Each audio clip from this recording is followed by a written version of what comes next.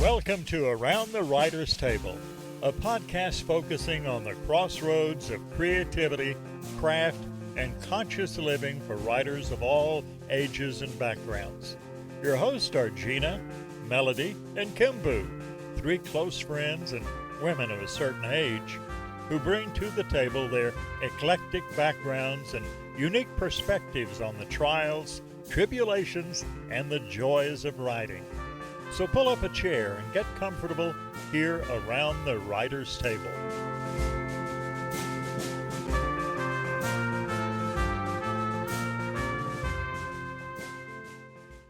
Hello, everybody. Welcome to Around the Writer's Table. I am Gina Hogan Edwards, one of the co-hosts of your podcast here, along with Kimbu York and Melody, a scout.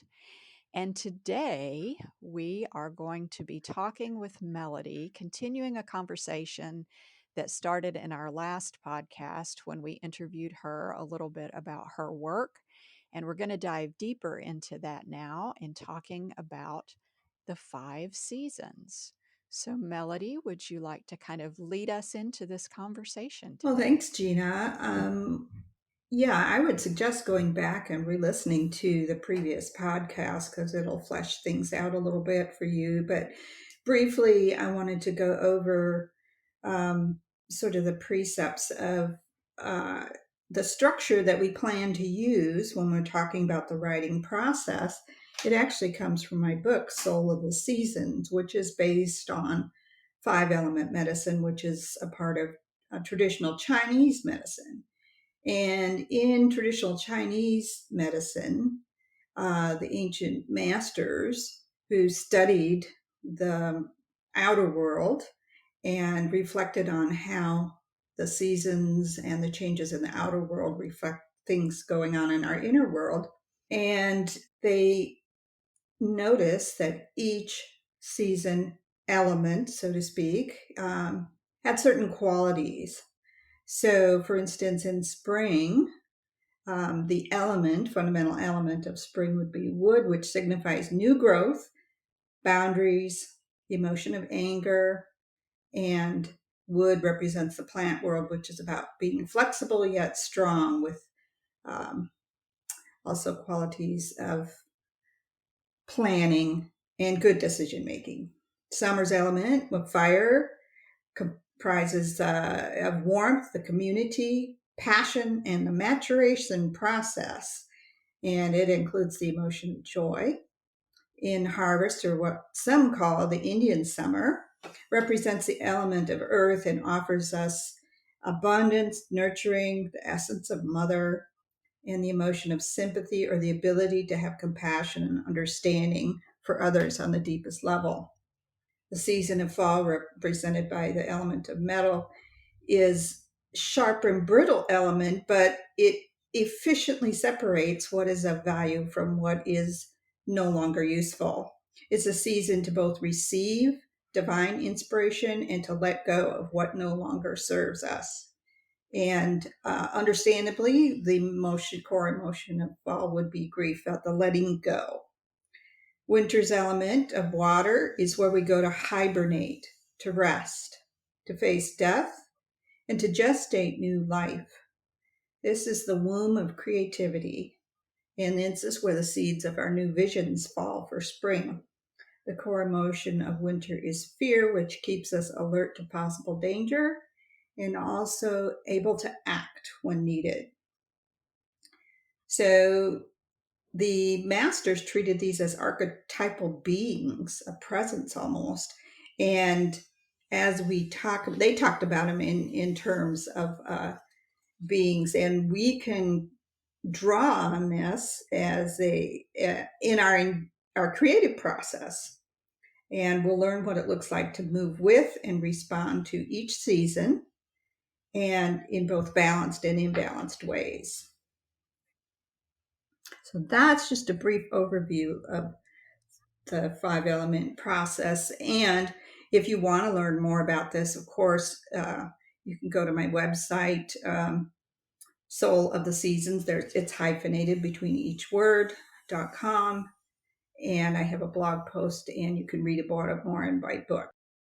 Thanks for that overview. That kind of gives a framework for what we're going to be talking about over the course of a series of podcasts that we're going to focus on each one of the seasons. And today, of course, we are talking about spring.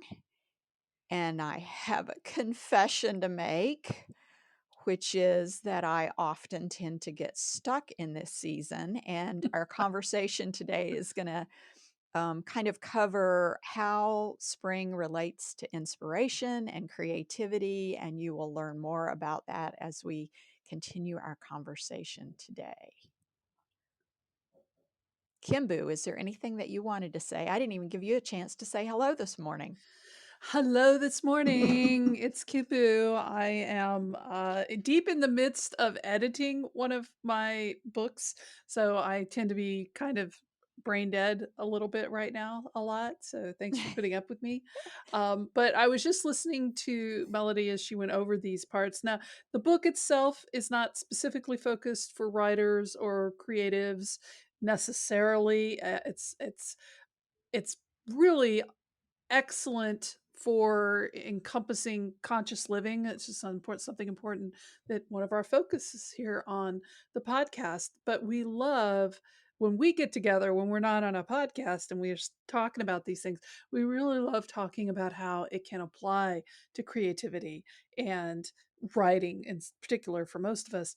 So that was really the genesis of this idea of taking the different seasons as discussed in the book and bringing them forward and as Gina said, we're going to be talking about each season individually as the season happens. So that's why we started with spring, because we're kind of sort of springing around right now, and I'm really excited to talk about this. Like Gina said, she's got some issues with spring. I've got some issues with spring, so I it's didn't say gonna be issues. didn't say issue. Yeah, Oh, I I read it do. between the lines there, Okay, Gina. I okay. know, I know.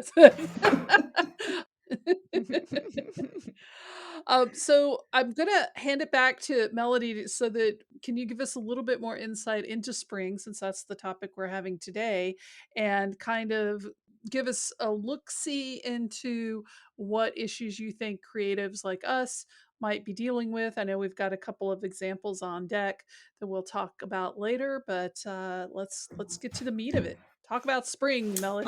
Thank you, Kimbu. Yes, you are correct. It is not a book specifically on writing, but this system is a system of balance and harmony, and it works for any project, season, relationship. Everything in life has a season. And I got really excited about understanding the seasons that we move through in the writing process. And when I understood them better, I helped understand my own writing process better. So, in the season of spring, this is the season of visions, as I remember reflected on earlier, planning, decision making, and good boundaries. So this is a season where we create outlines. We have first drafts. We get everything. Those ideas that gestated in winter season are popping. We pick one little that sprout that came up that we is calling to us to develop, and we start on our first draft and writing like a crazy person and getting involved with our characters, and it's a very exciting time. And the reason I feel we need the structure in decision making and planning when we come into this area is without it, and I am guilty of this, it's like writing, squirrel, and I'm off on some other project or some other book or some on something else. And I've lost track of my vision and my focus. I don't know if any of you have ever had any of those problems. No. Mm-mm. Yeah. Lots of pretty new shiny objects sitting on my desk. And I just, and it makes me think because I am somebody who has so many writing projects open at the same time. Like some people write one thing and then they go to the next thing, and I'm totally not like that. And in thinking about that, I think it's important to point out too that when we say spring, it's easy to think about the time of year that we're in, but this is also a metaphorical concept. You could be in spring in the creative process at any time of the year. So I just wanted to make that clear because I think some listeners might think I'm supposed to start my new book in June or, April every year, and that's not quite what we're No, talking you're about, right? absolutely correct. And it is the metaphorical part of the process. However, the actual seasonal natural of the world, natural world, can help us draw on, reflect on those qualities that we can employ. So bringing those in, because not only does everything and every project relationship have a season, there's seasons within the seasons. So there's a beginning part of spring coming right out of winter that looks very different than the end of spring where you're getting ready to go into summer. And they all work and Mm. support together. We'll talk a little bit later about how you can support your work using the qualities and strengths of all the seasons.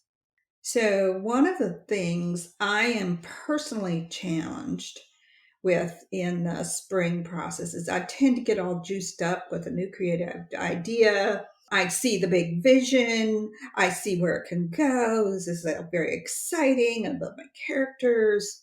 But then this vision grows and grows and grows, and I can even get to the place where I get bogged down when it comes to the long haul of putting that all onto the paper and getting a finished product. That means a book in print, finished, actually finished, edited and finished. And this slog it takes to make it through that finished product. You can get bogged down in the overwhelm, possibly a lack of resources or depleting, my passion for the excitement I once felt. And in the past, I didn't know how to manage the steps of the creative process so well. So I tend to lose interest and go off onto, as we said, the next shiny object. I'd like to hear from Gina about her experience of this part of the process. Oh, yes. Yeah, so like I mentioned, I love spring. I love the birth of new ideas. I tend to I tend to birth them often, and so it is a real concerted effort for me to stick with something for the long haul, like a book.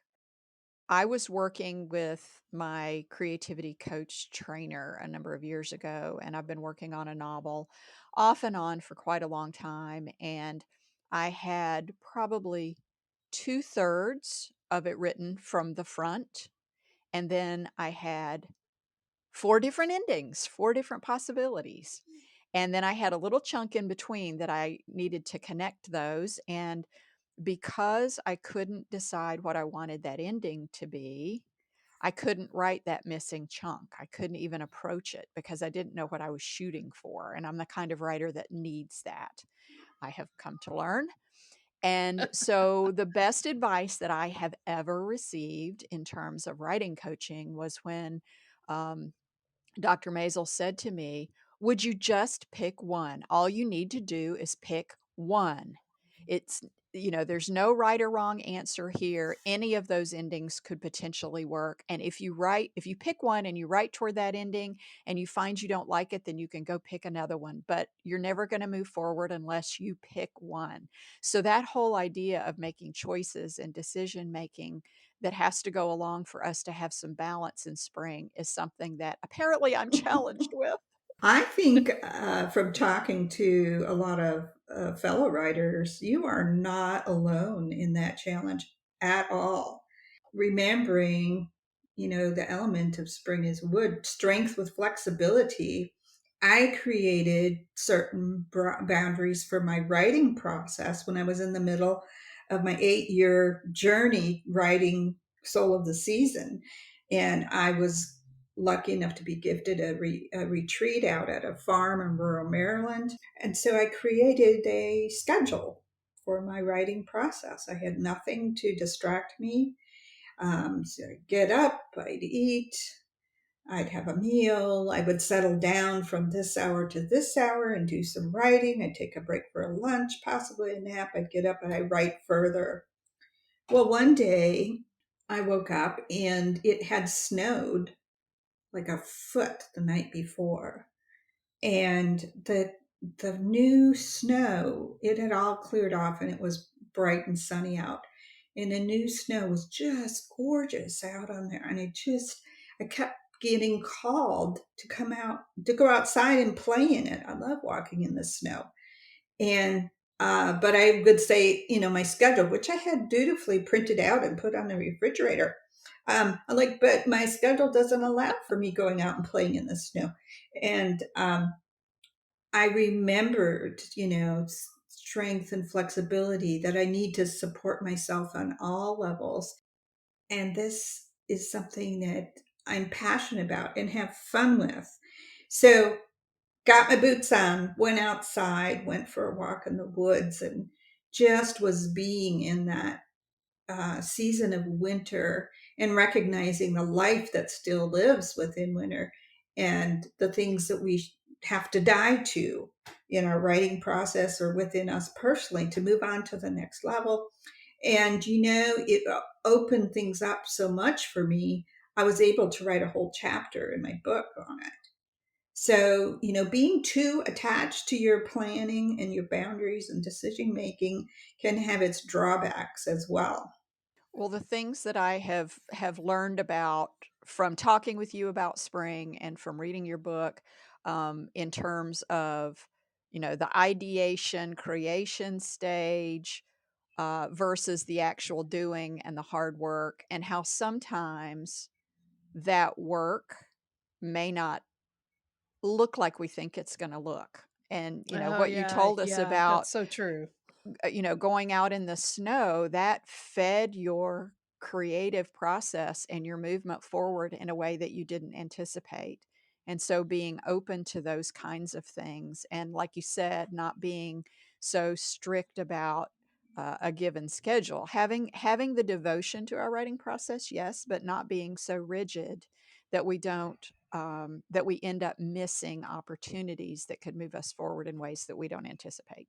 And I really like the way that these two examples compare and contrast, because for you, Gina, it was an example of having to dial in and marry yourself to something that you were resisting, like pick an ending, pick any ending and write towards it.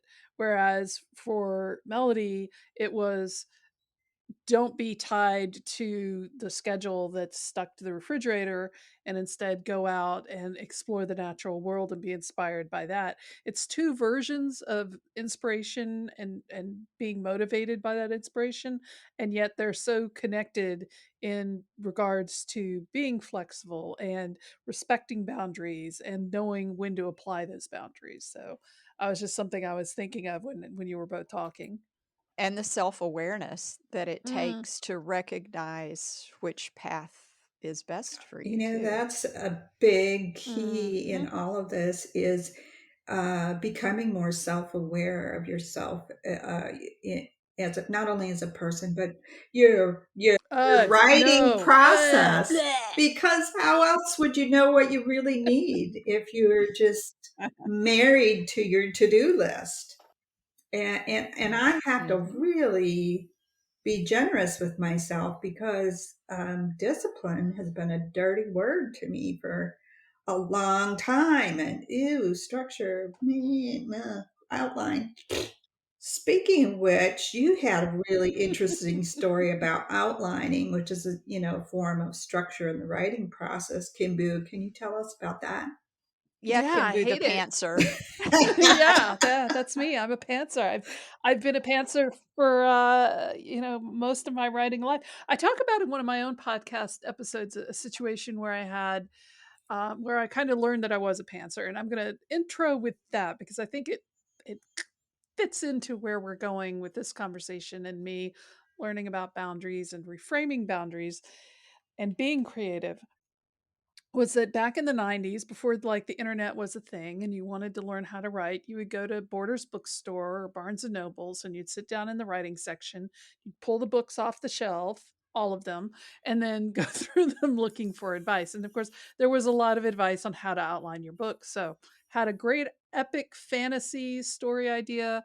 I took my notes, I outlined the whole thing. It was like 3 to 5 pages of an outline.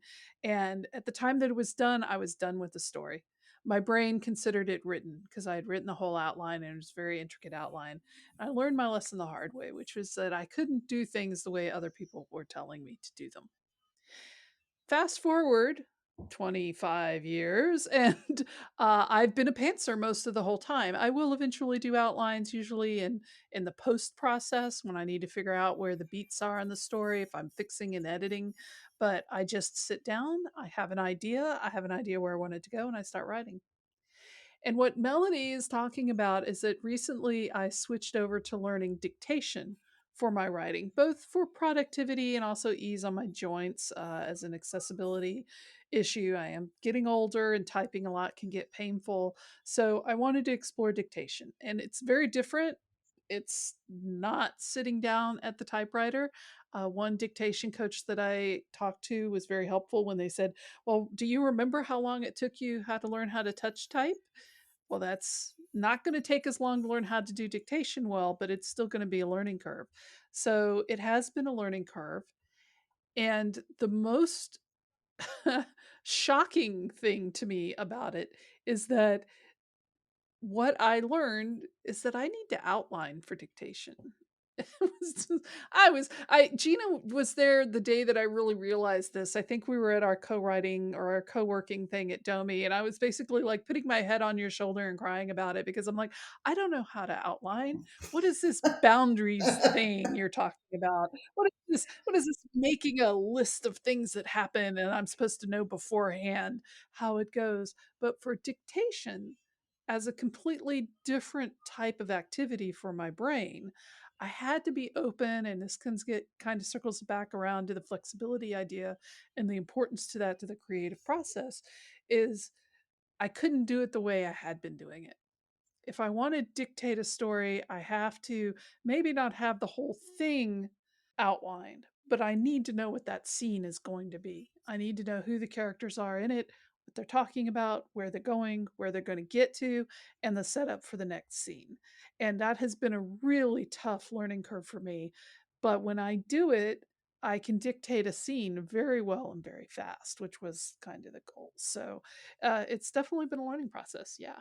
Oh my gosh. And I learned the same thing myself because, writing fiction, it's like all the characters and the scenes and they're just moving. And it's like, how fast can my fingers go? Don't trouble me with some foreign thing called an outline.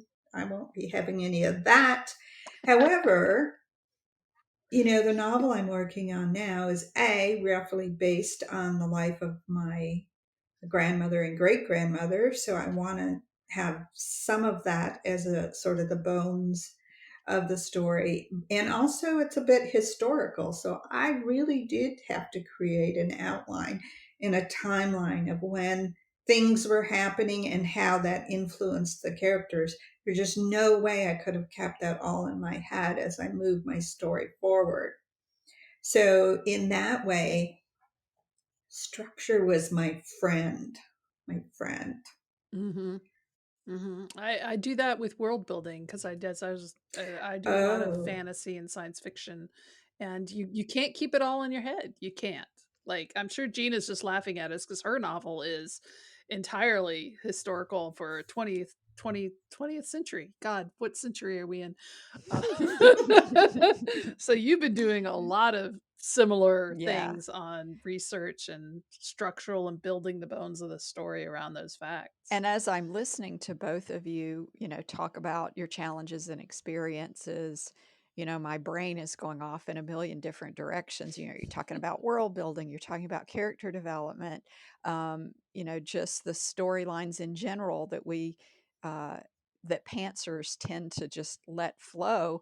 And, I'm thinking about all of the places where there are opportunities for us to spark new ideas that can take us down rabbit holes. The Mhm. research that we need to do, all of those things are things that we need to create boundaries around, Mhm. or we just end up going off on these tangents that prevent us from doing, from getting done, from getting to the finish line.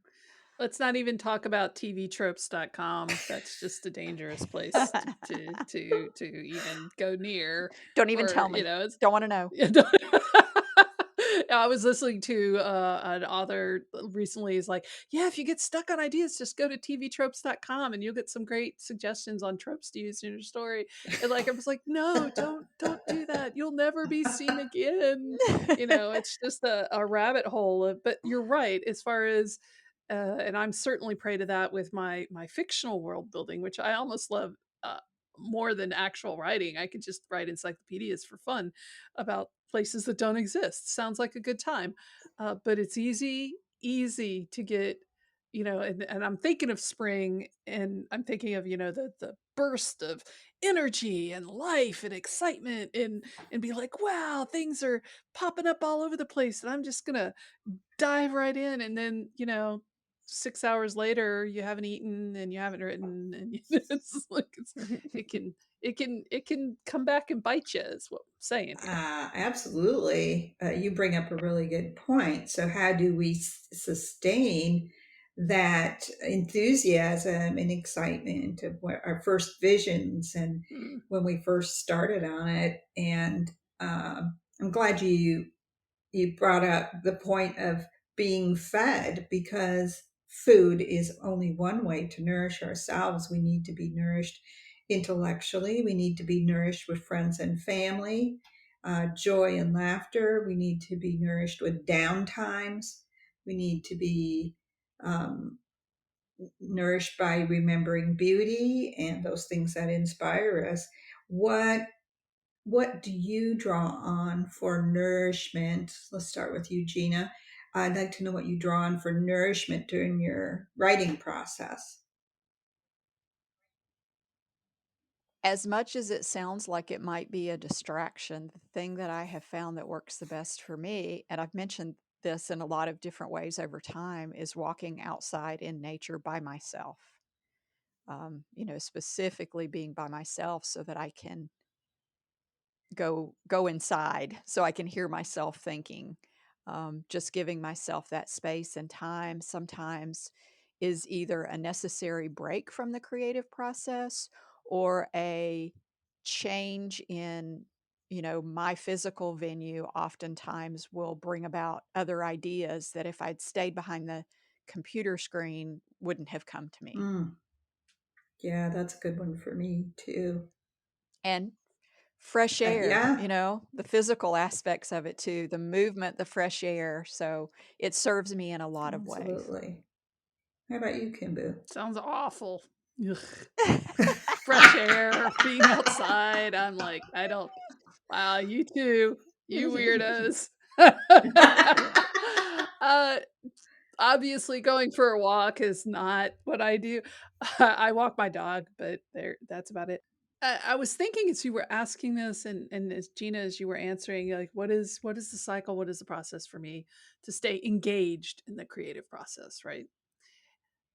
And I realized that for me, it kind of comes out of my fan fiction background, and this is something I learned when I was writing a lot of fan fiction back in like 2008 through 2010 or 2012, and that is to have multiple ideas generating at the same time. And I kind of touched on this earlier, where I'm somebody who likes to have multiple projects going. And I know that some writers absolutely can't do that. So I'm not advising that this is a solution to your problem.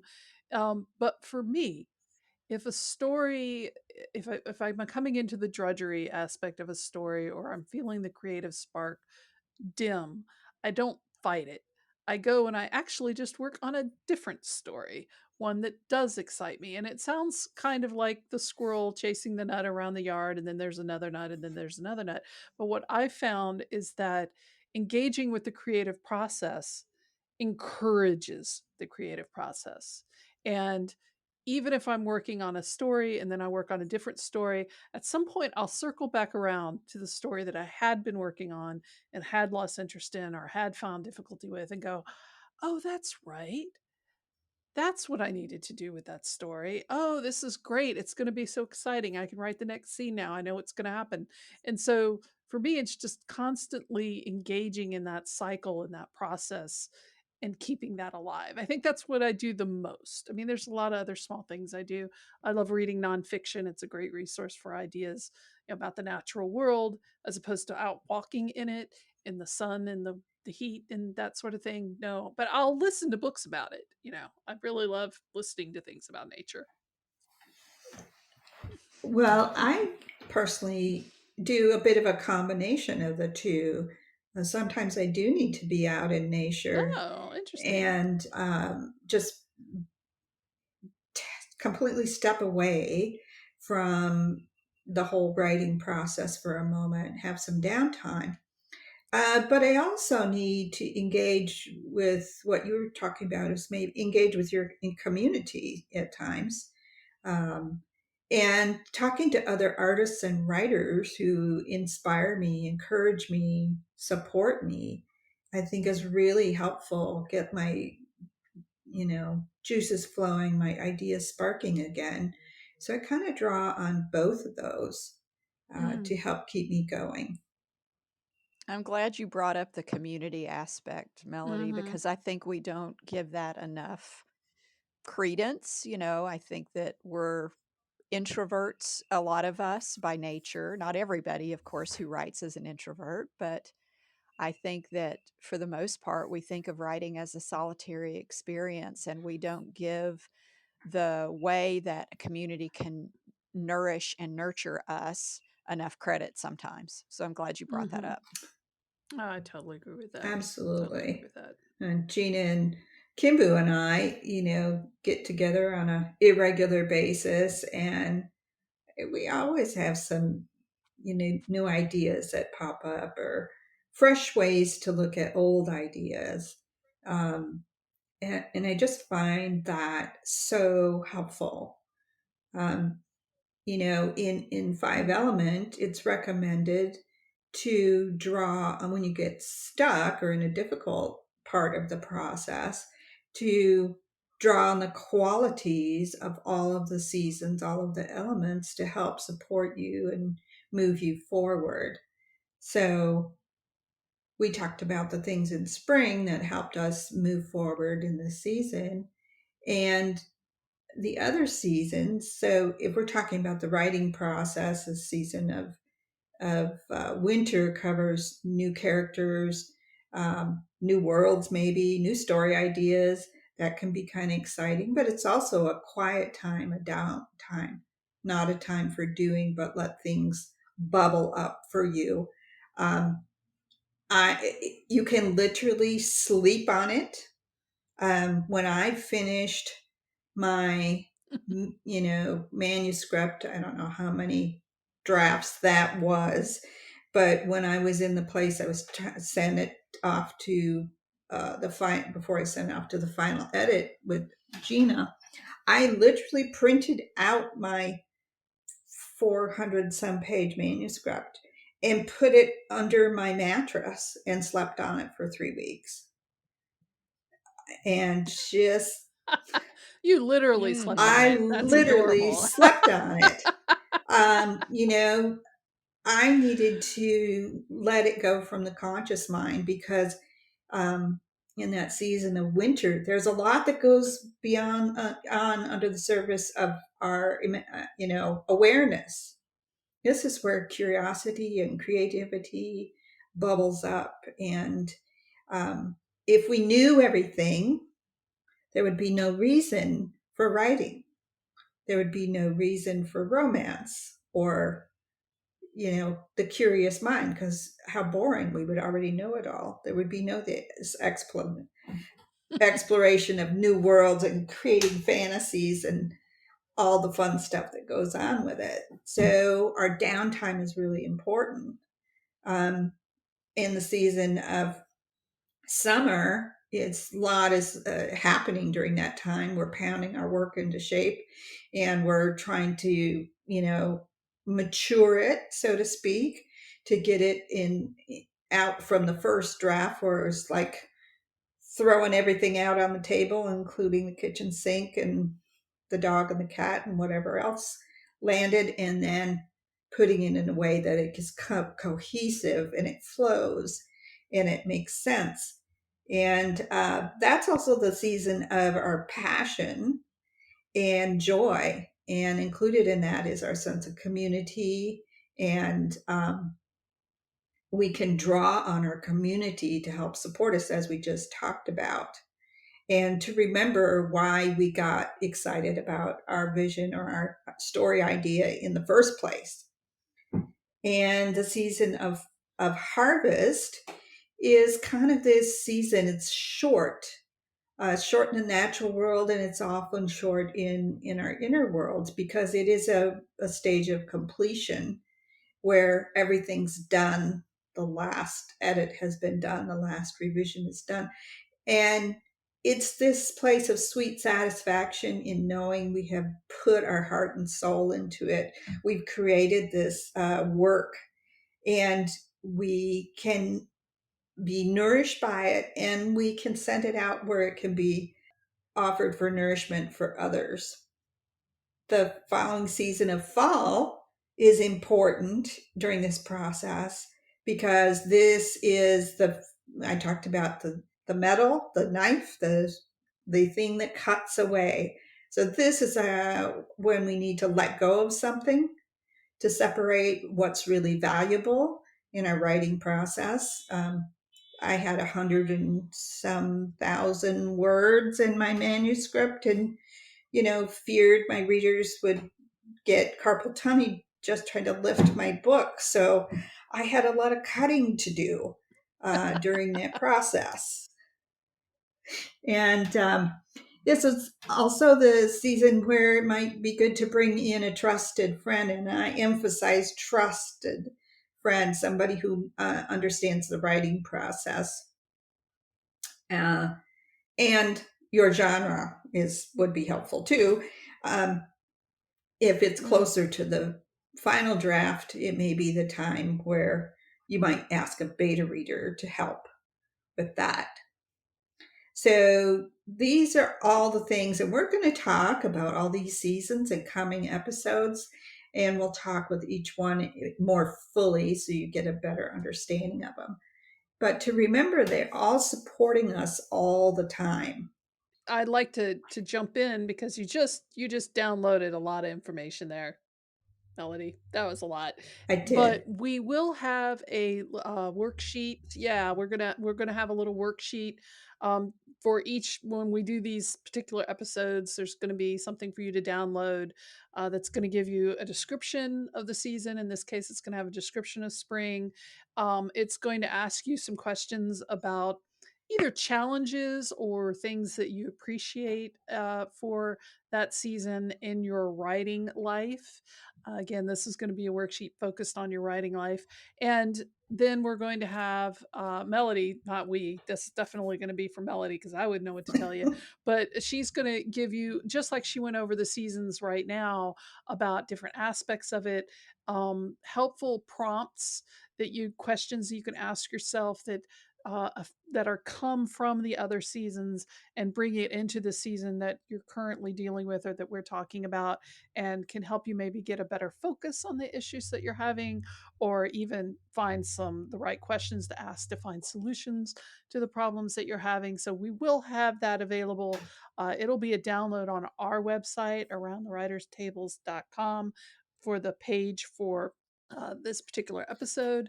So definitely, if you're listening to this podcast on one of the many distribution channels that we're available on, including Spotify, Apple Podcasts, Google Play, or whatever, go to our website. Check it out. The download will be available there for you to explore and learn a little bit more, along with links to Melody's book, which is, again, as we've talked about before, is just an excellent tool for exploring your life as a whole, not just as a writer. No, I love the idea that we're going to do this worksheet because there is a lot of information, and that's why we're Mm, talking about one season at a time in each episode. We've given you this overview, though. And so, focus now on spring, and then we'll do the other seasons in future episodes. But the application of this process, this methodology to the writing and creative life has just been fascinating for me to explore. And it was so enlightening to work on the book with Melody and not only apply it to my writing life but to my life in general. It's a real treasure trove for personal development. hmm Yeah, I vouch for that. Well, thank you Definitely. both, and it really helped make so much more sense for me about the process, not only writing process but process of life. So yes, we're going to include a few exercises in it and some outline of the material that we talked about today. I want to say I'm super grateful actually for this information because we were having a little discussion before we started our podcast today. And to be frank, all three of us had just kind of had a rough week so far. I know it's only Tuesday. Uh, you know, uh, Kibu had a Yeah. friend Ay, who ay, was really in ay. need, and Gina had death of a family friend that was really weighing on her. And I had a knee injury I'm having to deal with. And but the structure that we created coming together and the outline that we worked to put together gave us a comforting structure to be able to pull together and work together. So this stuff works. It works. hmm hmm it does, and I remember you were saying a little something earlier about, the important part is kind of the meta aspect of it, of being able to pull back and know thyself, and that's very valuable for me in my writing, and I admit I spend a lot of time trying not to do it. We I got all do. It's so much easier just to ignore it. right? That's the oblivious is such a nice place to be. It's not really, but sometimes it has a certain appeal. So, well, are we wrapping up now? Are we got anything else you want to Unless add? Melody's got something to Oh, add, I think we covered a don't get lot. me started. We did. We did. Okay, moving right along then. We didn't even talk about the emotion of anger. That's a whole other chapter, and maybe we'll talk Uh, about it in character development because it's actually quite fascinating there and you be go. really interesting. There you go.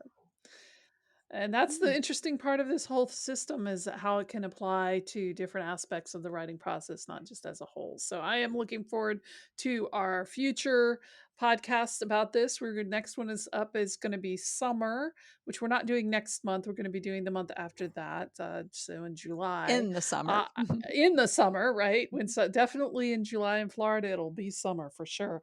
I don't know. We haven't decided on what our next podcast is actually the topic is. We've had a couple of ideas we're floating around, but don't worry, y'all, we'll be putting that information out there as soon as we've got it. So, any other parting words for our writer community out there, ladies?